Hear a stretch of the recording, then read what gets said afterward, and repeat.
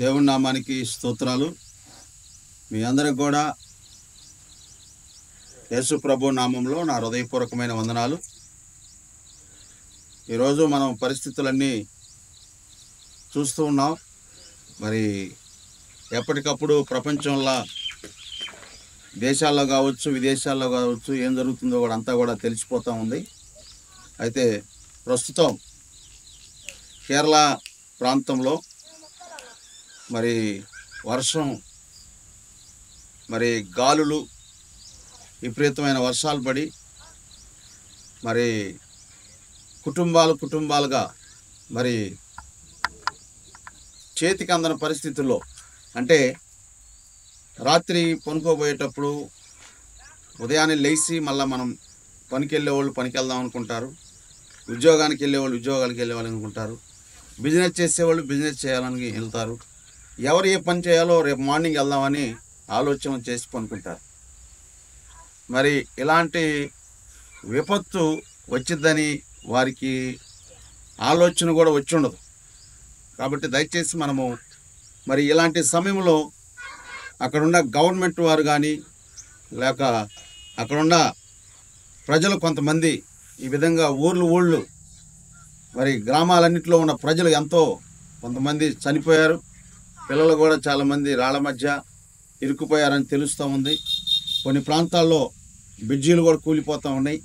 దయచేసి ఎక్కడ ఏం జరుగుతుందో తెలియని పరిస్థితి ఉంది. కాబట్టి మనమందరం కూడా ఇక్కడ మనం చూసినట్లయితే యేసు ప్రభుల వారు భూమి మీద శరీరధారిగా జీవిస్తున్న దినాల్లో యేసు ప్రభుల వారు ప్లస్ శిష్యులు ఒక చిన్న సముద్రంలో వెళుతున్నారు. సముద్రంలో వెళుతున్నప్పుడు జరిగిన విషయం ఏంటంటే, వాళ్ళు ఒక మాట చెప్పారు. విపరీతంగా వర్షము, విపరీతమైన గాలి, ఇక బ్రతుకుతాము అనే నమ్మకం కూడా వాళ్ళకి లేదండి. అలాంటి పరిస్థితుల్లో ఉన్న సమయంలో అక్కడ వెంటనే వారు చెప్పిన మాట ఏంటంటే, మనం లోకాసు వార్తలో మనం చూస్తే లోకాసు వార్తలో 8వ అధ్యాయంలో మనం చూసినట్లయితే 24వ వచనం చూడండి ఏమని రాయబడిందో. అపాయకరమైన స్థితిలో ఉండేది గనుక ఆయన యొద్దకు వచ్చి ప్రభువా ప్రభువా నశించిపోతున్నామని చెప్పి ఆయనను లేపిరి. ప్రభువా అని ఎప్పుడైతే చెప్పారో, ఆయనకి చెప్పారో, వాళ్ళు చెప్తున్నారు, అయ్యా మేము నశించిపోతున్నాం, పరిస్థితి ఇలా ఉందని. అది ఎప్పుడైతే ఆయన చెప్పారో చూడండి, ఆయన లేచి గాలిని నీటి పొంగును గద్దెంపగానే అవి అణిగి నిమ్మలమాయను.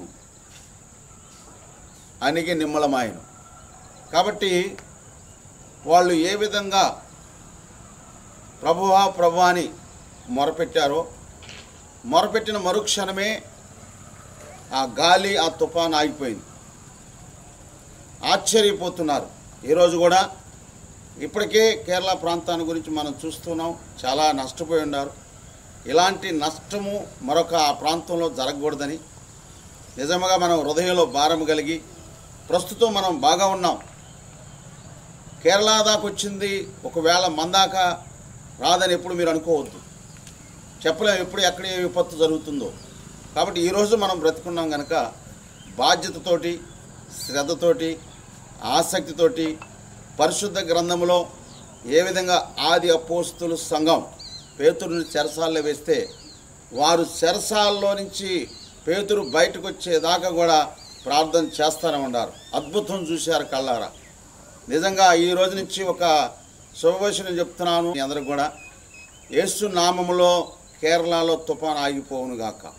యేసు నామములో ఆ ప్రాంత ప్రజలకి ఇక నుంచి క్షేమాన్ని దేవుడు అనుగ్రహించును గాక. కాబట్టి దయచేసి గమనించండి, అది ఆ ప్రాంతం నుంచి మరలా మనకు ఒక శుభవచనం వినేదాకా ఉదయము, మధ్యాహ్నం, సాయంకాలం నువ్వు ప్రార్థనలో కూర్చున్నప్పుడల్లా, నువ్వు విజ్ఞాపన చేసినప్పుడల్లా ప్రభా కేరళ ప్రాంత ప్రజలను జ్ఞాపకం చేసుకోండి. దయచేసి అక్కడ సహాయ కార్యక్రమాలు ప్రభుత్వం వారు కానీ లేకపోతే సంస్థల వారు కానీ అందించడానికి వారికి ఆత్మ ప్రేరేపించండి, మరి పురుకొల్పండి అని మనం ఎప్పుడైతే ప్రార్థన చేస్తామో తప్పనిసరిగా వారికి సహాయకారాలు దేవుడు అందిస్తాడు. దయచేసి మీరు మరొకసారి నేను ప్రేమతో మీ అందరికి కూడా మనవి చేస్తున్నాను.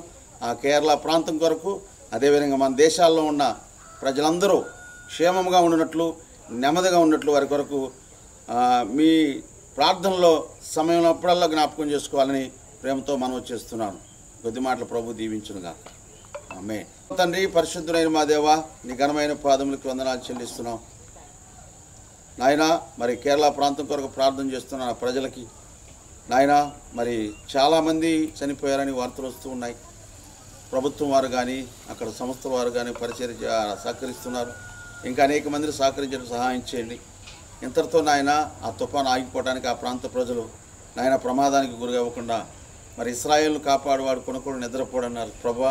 అదేవిధంగా నాయన నీ బిడ్డలను మీరు కాపాడమని మనస్ఫూర్తిగా ప్రార్థన చేస్తున్నాను. వారికి ఉన్న సమస్య నుంచి వాటన్నిటి నుంచి విడిపించి నీ సన్నిధి వారికి తోడుగుంచి నడిపించమని యేసు నామములో అడిగి వేడుకొనుచున్నాము తండ్రి. ఆమేన్.